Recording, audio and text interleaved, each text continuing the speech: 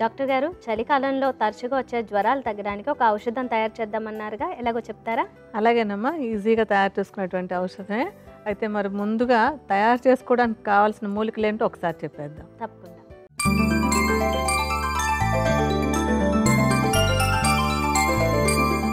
చలికాలంలో తరచుగా వచ్చే జ్వరాలను తగ్గించే ఔషధం తయారీకి కావలసిన మూలికలు: సొంఠి, మిరియాలు, ధనియాలు, పసుపు, తులసి.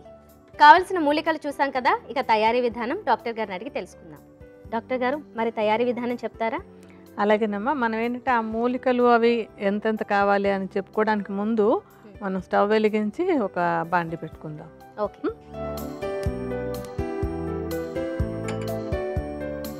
ఇప్పుడు ఇందులో మనం సుమారుగా ఒక 100 మిల్లీలీటర్ల నీళ్ళు పోద్దాం. ఓకే.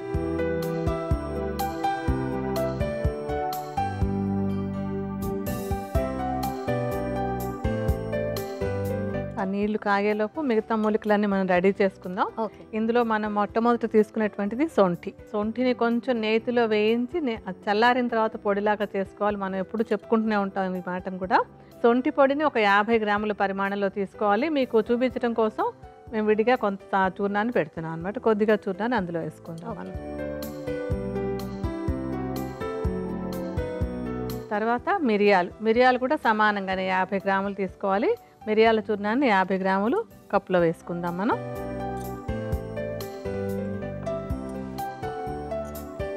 తర్వాత ధనియాలు కూడా ఏంటంటే ఒట్టిగా మూకుట్లో వేసి వేయించి చల్లారిన తర్వాత చూర్ణంలో చేసుకోవాలి. అలా చేసుకున్నటువంటి ధనియాల చూర్ణం కూడా 50 గ్రాములు పెట్టుకుందాం మనం విడిగా.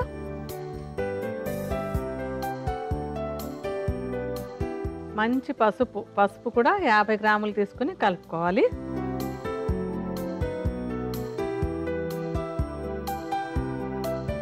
తర్వాత తులసి ఏంటంటే పచ్చి ఆకులు దొరికితే శుభ్రంగా కడిగేసి ఆకులు వాడుకోవచ్చు. లేకపోతే మనం ఎండబెట్టుకున్నటువంటి తులసి ఆకుల చూర్ణాన్ని తీసుకోవచ్చు. చూర్ణమైనట్టయితే కనుక 50 గ్రాముల తులసి ఆకుల చూర్ణాన్ని కలుపుకుందాం.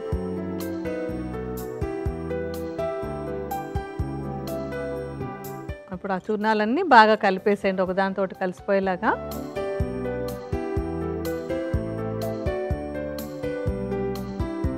మనకి నీళ్ళు కూడా మరుగుతున్నాయి. ఇప్పుడు ఏం చేయాలంటే ఒక చెంచాడు చూర్ణం, ఇప్పుడు మనం కలుపుతున్నటువంటి చెంచాతో ఒక చెంచాడు చూర్ణాన్ని ఇందులో వేసి కషాయం కాచుకోవాలి. సన్నటి మంట మీద కాచుకోవాలన్నమాట.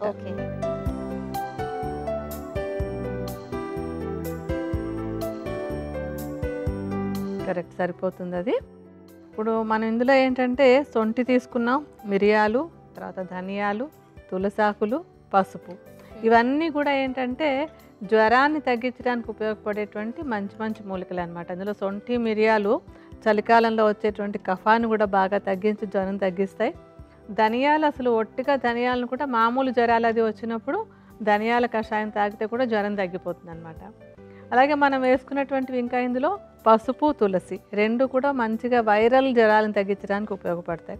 సో ఇలా కఫాన్ని తగ్గిస్తూ వైరస్ని తగ్గిస్తూ ఉపయోగపడేటువంటి అన్ని మూలికల్ని కలుపుకున్నాం. ఈ మూలికల చూర్ణాలు అన్నింటినీ కలిపేసి ఒక బౌల్లో వేసుకున్నాం కదా, వాటిని ఏంటంటే ఒక గాజు సీసాలో పోసి పెట్టి ఉంచేసుకోవచ్చు.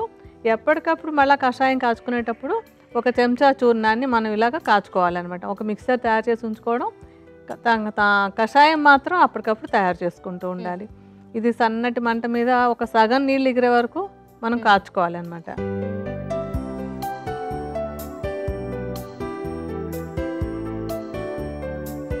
సగం దాకా ఎగిరిపోయినట్టున్నాయి కదమ్మా. ఇప్పుడు మనం స్టవ్ ఆపేసి దీన్ని వడపోసుకుందాం. ఓకే.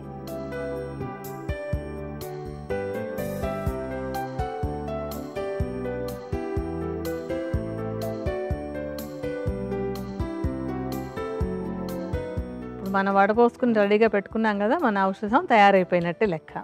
ఓకే డాక్టర్ గారు, మరి ఈ ఔషధాన్ని ఏ సమయాల్లో ఎంత మోతాదులో తీసుకోవాలి? ఇదేంటంటే ఇప్పుడు చలికాలంలో ఎవరికైనా జ్వరం వచ్చినప్పుడు జ్వరం తగ్గడం కోసం అని చెప్పి సుమారుగా 40 నుంచి 50 మిల్లీలీటర్ల పరిమాణంలో ఇలా తయారు చేసుకున్నటువంటి కషాయాన్ని 3 పూట్ల, జ్వరం ఉన్నప్పుడు 3 పూట్ల తీసుకోవాలి.